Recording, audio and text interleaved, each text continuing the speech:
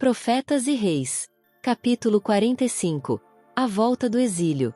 A chegada do exército de Ciro ante os muros de Babilônia foi para os judeus um sinal de que o seu livramento do cativeiro estava muito perto. Mais de um século antes do nascimento de Ciro, a inspiração lhe fizera menção do nome, e providenciara um registro da precisa obra que ele faria tomando Babilônia, estando esta desapercebida, e preparando o caminho para a libertação dos filhos do cativeiro. Por intermédio de Isaías havia sido dito: Assim diz o Senhor ao seu ungido, a Ciro, a quem tomo pela sua mão direita, para abater as nações diante de sua face, para abrir diante dele as portas, e as portas não se fecharão.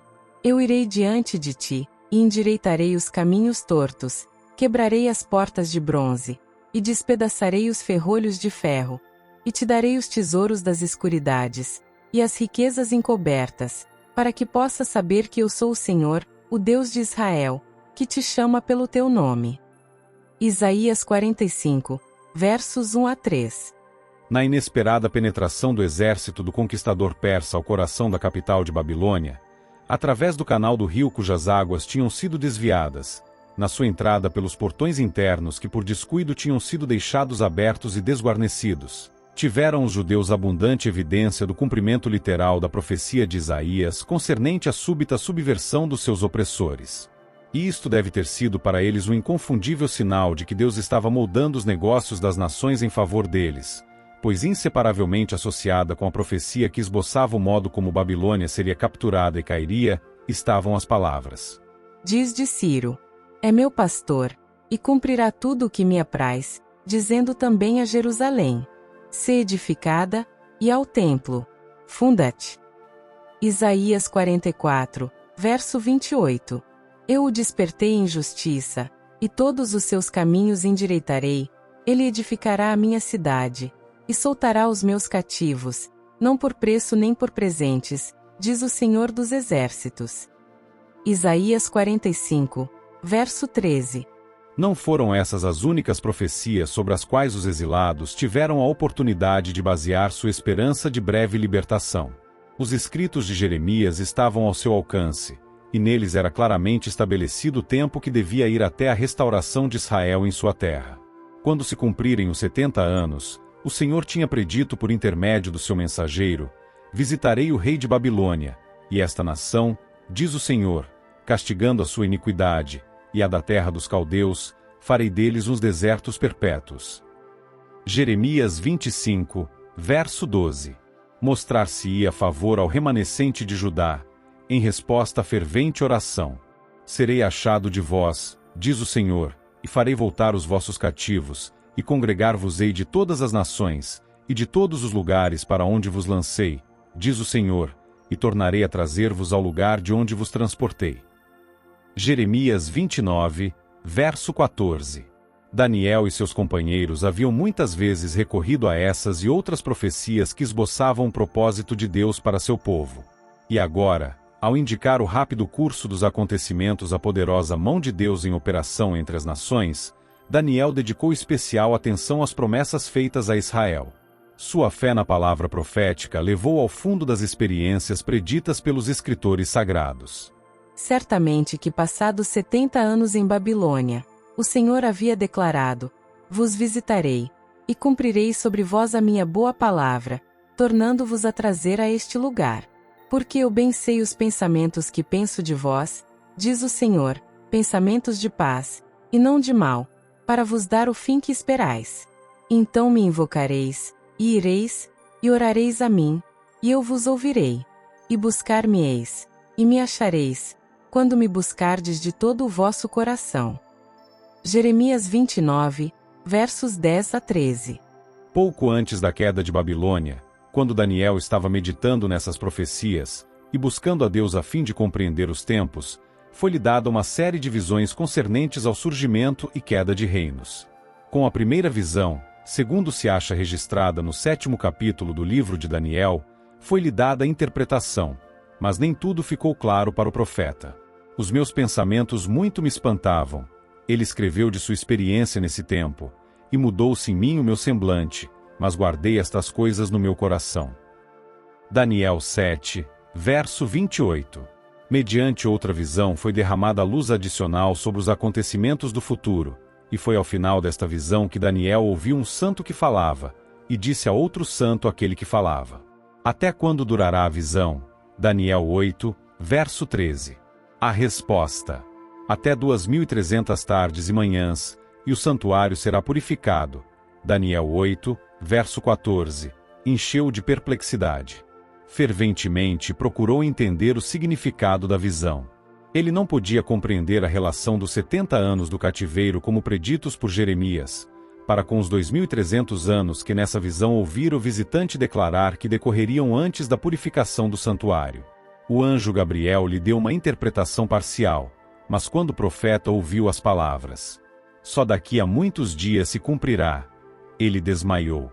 Eu, Daniel, enfraqueci, escreveu ele sobre esta experiência, e estive enfermo alguns dias, então levantei-me, e trarei do negócio do rei. E espantei-me acerca da visão, e não havia quem a entendesse. Daniel 8, versos 26 e 27. Levando ainda o fardo pelo bem de Israel, Daniel estudou de novo as profecias de Jeremias.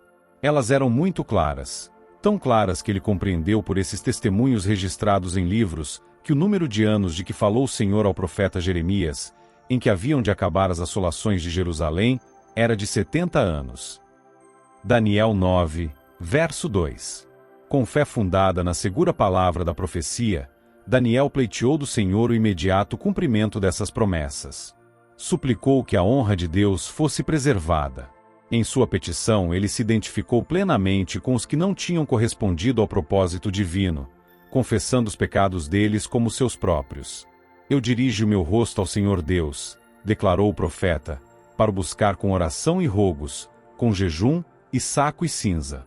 E orei ao Senhor meu Deus, e confessei. Daniel 9 verso 3, 4. Embora Daniel estivesse havia muito na obra de Deus, e dele tivesse sido dito que era muito amado, agora se apresentava ante Deus como um pecador, expondo veementemente a grande necessidade do povo que amava. Sua oração era eloquente em sua simplicidade, e intensamente fervorosa. Escutai-lhe a súplica. A Senhor Deus grande e tremendo, que guardas o conserto e a misericórdia para com os que te amam e guardam os teus mandamentos, pecamos, e cometemos iniquidade, e procedemos impiamente, e fomos rebeldes, apartando-nos dos teus mandamentos e dos teus juízos, e não demos ouvidos aos teus servos, os profetas, que em teu nome falaram aos nossos reis, nossos príncipes, e nossos pais, como também a todo o povo da terra. A ti, ó Senhor, pertence a justiça, mas a nós a confusão de rosto, como se vê neste dia, aos homens de Judá, e aos moradores de Jerusalém, e a todo o Israel, aos de perto e aos de longe, em todas as terras por onde os tens lançado, por causa da sua prevaricação, com que prevaricaram contra ti. Ao Senhor, nosso Deus, pertence a misericórdia e o perdão, pois nos rebelamos contra ele. Ó Senhor, segundo todas as tuas justiças, aparte-se a tua ira e o teu furor da tua cidade de Jerusalém, e do teu santo monte, porquanto por causa dos nossos pecados, e por causa das iniquidades de nossos pais, tornou-se Jerusalém e o teu povo um opróbrio para todos os que estão ao redor de nós. Agora, pois, ó Senhor nosso Deus, ouve a oração do teu servo, e as suas súplicas, e sobre o teu santuário assolado faze resplandecer o teu rosto, por amor do Senhor. Inclina, ó Deus meu, os teus ouvidos, e ouve, abre os teus olhos, e olha para a nossa desolação, e para a cidade que é chamada pelo teu nome, porque não lançamos as nossas súplicas perante a tua face fiados em nossas justiças, mas em tuas muitas misericórdias. Ó Senhor, ouve, ó Senhor, perdoa, ó Senhor, atende-nos e opera sem tardar, por amor de ti mesmo, ó Deus meu, porque a tua cidade e o teu povo se chamam pelo teu nome. Daniel 9, versos 4 a 9, e 16 a 19. O céu se curvou para ouvir a fervente súplica do profeta. Antes mesmo que ele tivesse terminado a sua súplica por perdão e restauração, o poderoso Gabriel apareceu-lhe outra vez, e chamou a sua atenção para a visão que ele tivera antes da queda de Babilônia e da morte de Belsassar. E então o anjo esboçou-lhe em pormenores o período das 70 semanas, que devia começar com a ordem para restaurar e para edificar Jerusalém. Daniel 9, verso 25. A oração de Daniel tinha sido proferida no ano 1º de Dário. Daniel 9, verso 1. O rei Medo, cujo general, Ciro, tinha arrebatado de Babilônia o cetro do governo universal. O reinado de Dário foi honrado por Deus. A ele foi enviado o anjo Gabriel, para o animar e fortalecer. Daniel 11, verso 1. Após sua morte, cerca de 2 anos depois da queda de Babilônia, Ciro sucedeu no trono, e o início do seu reinado marcou o fim dos 70 anos desde que o primeiro grupo de hebreus tinha sido levado cativo por Nabucodonosor, de sua pátria judaica para a Babilônia. O livramento de Daniel da cova dos leões tinha sido usado por Deus para criar uma impressão favorável no espírito de Ciro o Grande. As excelentes qualidades do homem de Deus como estadista de vistas largas levou o governante persa a mostrar-lhe marcado respeito e a honrar suas decisões. E agora, justo no tempo em que Deus tinha dito que faria fosse o seu templo em Jerusalém reconstruído, ele moveu Ciro como seu instrumento para discernir as profecias com respeito a ele mesmo, com as quais Daniel estava tão familiarizado, e a conceder ao povo judeu a sua libertação. Tomando o rei conhecimento das palavras que prediziam, mais de um século antes do seu nascimento, a maneira pela qual Babilônia deveria ser tomada, ao ler a mensagem a ele dirigida pelo Rei do Universo. Eu te cingirei, ainda que tu me não conheças, para que se saiba desde o nascente do sol, e desde o poente, que fora de mim não há outro, ao ver diante dos seus olhos a declaração do eterno Deus. Por amor de meu servo Jacó, e de Israel, meu eleito, eu a ti te chamei pelo teu nome, pus-te o meu sobrenome, ainda que me não conhecesses, ao descobrir o inspirado registro. Eu despertei em justiça, e todos os seus caminhos endireitarei, ele edificará a minha cidade, e soltará os meus cativos, não por força nem por presentes. Isaías 45, versos 5, 6, 4 e 13. O seu coração foi profundamente movido, e ele se determinou cumprir sua missão divinamente indicada.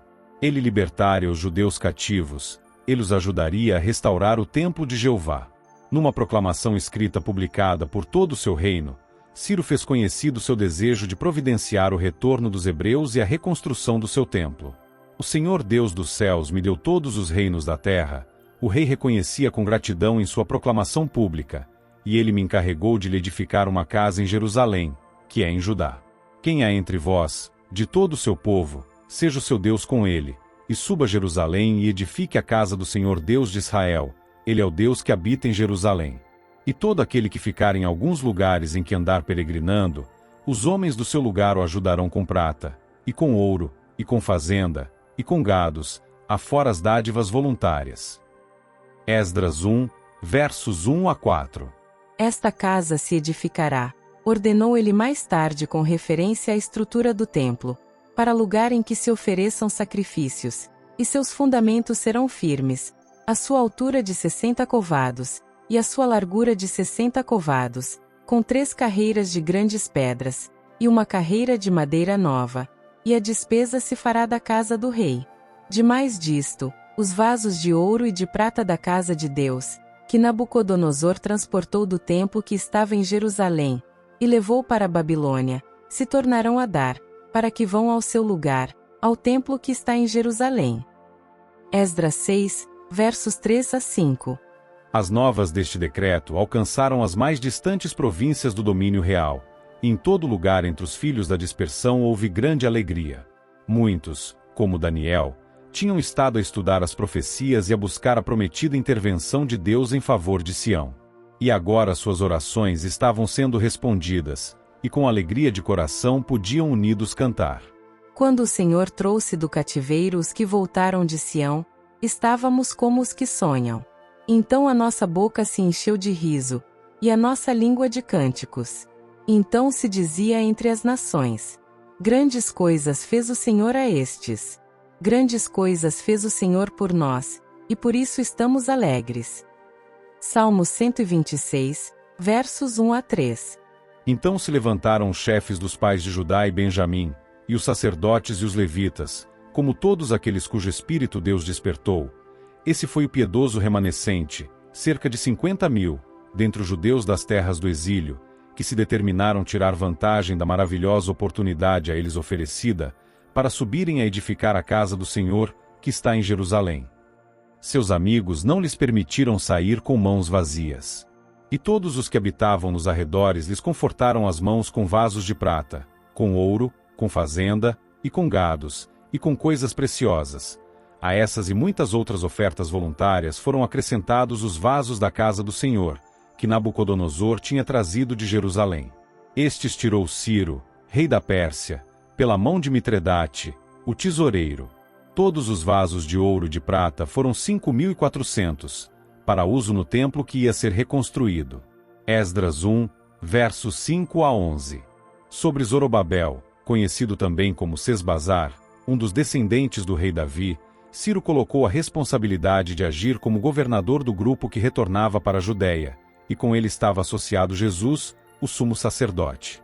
A longa viagem através do árido deserto foi feita em segurança, e o feliz grupo, grato a Deus por suas muitas bênçãos, imediatamente tomou a si a tarefa de reconstruir o que havia sido derrubado e destruído. Alguns dos chefes dos pais deram um exemplo em oferecer donativos para ajudar a enfrentar as despesas de reconstrução do templo, e o povo, seguindo seu exemplo, deu livremente de seus pobres recursos. Esdras 2, versos 64 a 70. Tão depressa quanto possível, foi construído um altar no sítio do antigo altar no recinto do templo.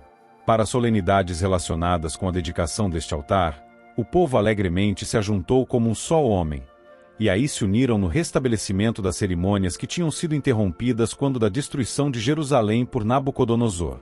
Antes de se separarem para habitar nos lares que estavam procurando reparar, celebraram a festa dos tabernáculos.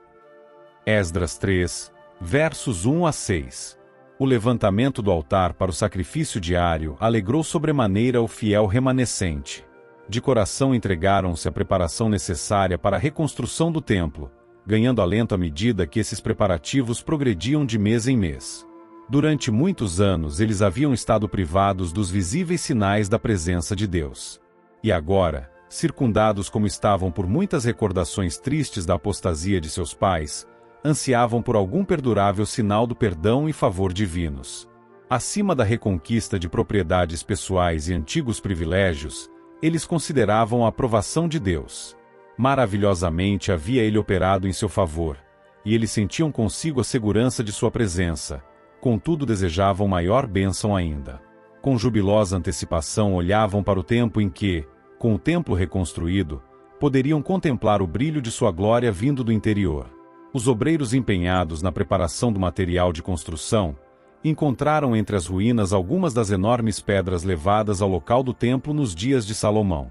Essas pedras foram preparadas para serem usadas, e muito material novo foi provido, e logo a obra chegou ao ponto em que a pedra fundamental devia ser posta. Isto foi feito na presença de milhares que se haviam reunido para testemunhar o progresso da obra e manifestar a expressão da sua alegria, tomando parte nela. Enquanto a pedra fundamental estava sendo posta em sua posição, o povo, acompanhado pelas trombetas dos sacerdotes e os símbolos dos filhos de Asaf, cantava revezes, louvando e celebrando ao Senhor, porque é bom, porque a sua benignidade dura para sempre sobre Israel. Esdras 3, verso 11.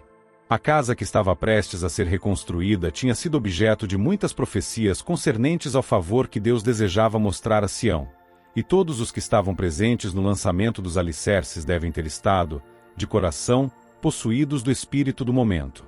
Mas em meio à música e às exclamações de louvor que se ouviam nesse dia feliz, houve uma nota discordante. Muitos dos sacerdotes, e levitas, e chefes dos pais, já velhos, que viram a primeira casa, sob o seu fundamento, vendo perante os seus olhos esta casa, choraram em altas vozes. Esdras 3, verso 12. Era natural que a tristeza enchesse o coração desses homens encanecidos, ao considerarem os resultados da longa impenitência. Tivessem eles e a sua geração obedecido a Deus, executando seu propósito para Israel, e o templo construído por Salomão não teria sido destruído nem teria sido necessário cativeiro. Mas em virtude da ingratidão e deslealdade, eles haviam sido espalhados entre as nações gentílicas. Mudadas estavam agora as condições. Em terna misericórdia o Senhor havia visitado outra vez o seu povo, e permitirá-lhe retornar à sua própria terra.